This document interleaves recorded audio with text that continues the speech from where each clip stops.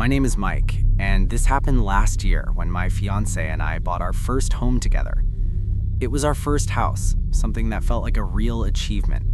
We were both young, we worked hard, and being able to buy a house at that age felt like a personal victory. The house was in a typical suburban town in Georgia, nothing fancy. 2 stories, a simple backyard, a cheap fence, and rows of identical houses lined up on the same street. It was a quiet place, stable, safe. We were an Asian couple. That's going to matter later.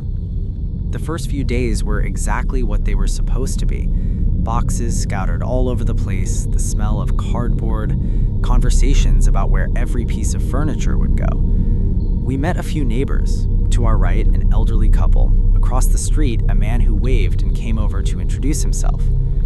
The house to our left was the only exception. We never saw anyone leave. The curtains were always shut.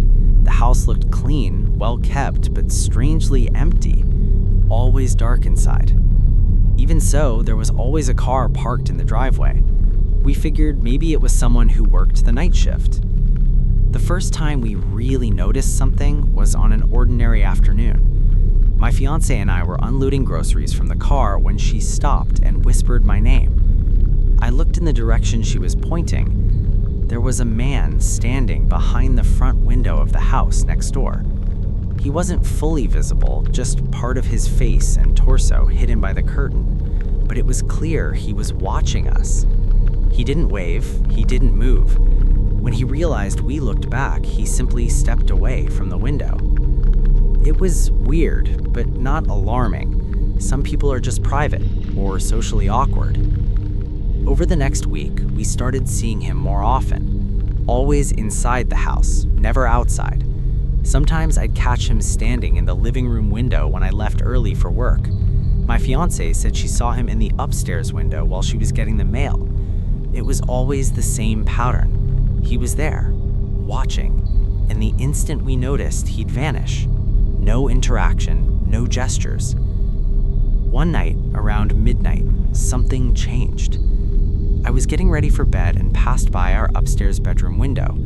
Out of habit, I glanced at the house next door, and I froze. He was at the upstairs window. This time there was no curtain, there was no attempt to hide. He was completely visible, standing straight up with his face turned directly toward our window, toward our bedroom. It took me a second to process what I was seeing. The moment he realized I saw him, he stepped back and disappeared from the window. The next morning, he knocked on our door. It was the first time we saw him outside the house. A middle-aged man, relaxed posture, an easy smile.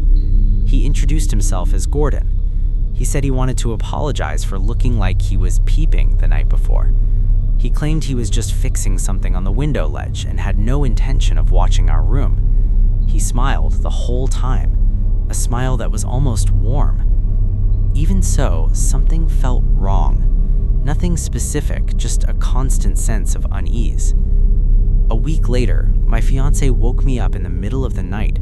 She said she heard someone in the backyard.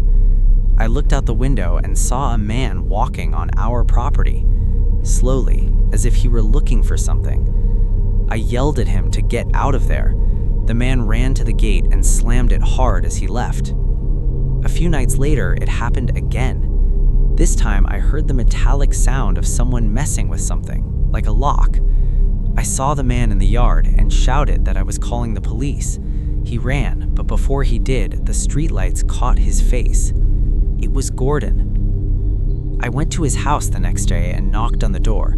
He answered almost immediately. He was laughing, smiling. He said yes, it had been him in the yard. He claimed he was just chasing away kids who jump fences in the neighborhood and that they had passed through our property. He kept smiling, but his eyes were different, hard. The next day, he invited us over for dinner, said he'd order Chinese food. We accepted, trying to ease the tension. As soon as we stepped into the house, the air felt heavy. Gordon was already drunk, and it got worse as he kept drinking. He made strange comments, passive-aggressive. When the food arrived and we offered to help set the table, he nearly screamed at us. Then he stopped pretending. He said out loud that he didn't like people like us in the neighborhood. He said this town had a history of being white, that we didn't belong there, that we weren't welcome. We left immediately. Later, other neighbors told us he was an alcoholic, that his wife had left him years ago. We started avoiding him completely, until the night a brick came through our downstairs window. The glass exploded inward. We knew who had done it, but we had no proof. The police couldn't do anything. Less than 2 months after moving in, we started packing everything again. We weren't sleeping. We lived on high alert, always looking out the windows. We fled that house as fast as we could. To this day, I think that if we had stayed any longer, we wouldn't be telling this story. We probably just would have become another piece of local news. This happened back in late 2021. My name is Noah, and my fiance, Gabby, and I had just moved into a new house in a quiet suburban neighborhood. The kind of place where the streets are too clean, the houses are too similar, and everything feels stable, safe. The neighbors seemed friendly, especially the couple in the house to our right, Daniel and Veronica, a couple in their late 30s, polite, kind.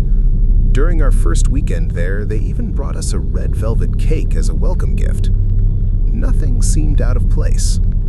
The first few weeks went by without incident, until the night we heard screaming coming from their house. It wasn't prolonged, just a loud argument. Shortly after, we saw Veronica storm out of the house, get into her car, and drive away. We figured it was just a typical domestic dispute, nothing that warranted concern. But her car didn't come back. Days passed, then a week, then 2. Daniel was still there, alone. He was always coming and going quickly. He avoided eye contact. When he did speak to me, he was rushed. His voice was tense. It was as if he were always in a hurry to end the conversation. After 3 weeks without any sign of Veronica, something really started to bother me. I worked up the courage and went over to their house to ask if everything was okay. I knocked on the door. I waited. Almost 3 minutes went by before Daniel answered. When the door opened, he was sweating profusely, as if he had just finished a run. The smile on his face looked rehearsed, forced. I asked about Veronica. He hesitated before answering. He said she had gone to take care of her sick mother in another state. It didn't sound true. I asked why he was sweating so much. He answered too quickly, saying he was working out upstairs. That's when I heard it. A scream. A muffled female voice from inside the house, a short, desperate plea for help. I felt my stomach sink. Daniel reacted immediately. He said it was just a movie he'd forgotten to pause. He laughed nervously. I pretended to believe him. I told him it was fine. I said my goodbyes and left. As soon as I got inside, I called the police and requested a welfare check. 10 minutes later, the street was taken over by red and blue lights, 5 cruisers, an ambulance. Daniel came out in handcuffs. Veronica was carried out on a stretcher. Later, we learned the truth. He had kept her in the basement for weeks, locked up, isolated, abused. He sold her car to make it look like she had left. The scream I heard at the door wasn't a coincidence. She had made noise. And because of that, he stabbed her 5 times. Veronica didn't survive. As he was being placed in the patrol car, Daniel turned his face toward me. His eyes were cold. He spoke without raising his voice. I know it was you who snitched. You're going to regret this. A few nights later, I woke up in the middle of the night. The room was dark, too quiet. There was a silhouette standing near the bed. I recognized the shape before I even fully understood. It was Daniel. He spoke calmly. I told you you'd regret this. There was a knife in his hand. When he lunged, I woke up for real. It was a nightmare, but it felt too real. The kind of dream that doesn't fade when you open your eyes. Daniel is still behind bars, but the feeling of knowing we slept for weeks next to someone capable of doing that, it never went away. My name is Devin, and this happened 2 years ago when I was 24. At the time, I lived alone in an old duplex in Queens, New York. The house was ancient, split exactly down the middle. I rented the left side. The other side was occupied by a man I never actually saw. The landlord said he worked nights and kept to himself. It didn't seem strange to me at the time. My bedroom shared a wall with his. The walls were paper thin, so thin that I could hear subtle movements, footsteps, something being dragged. Nothing clear enough to identify, but enough to know someone was there. For the first week, nothing happened. Then, one night, I heard a voice. It wasn't a normal voice. It was too high-pitched, forced, like someone was trying to speak in a way that wasn't their own. A strange, almost childlike mumbling. I figured he was drunk or talking on the phone. I ignored it. A few nights later, I heard it again. Louder. It sounded like he was talking to himself.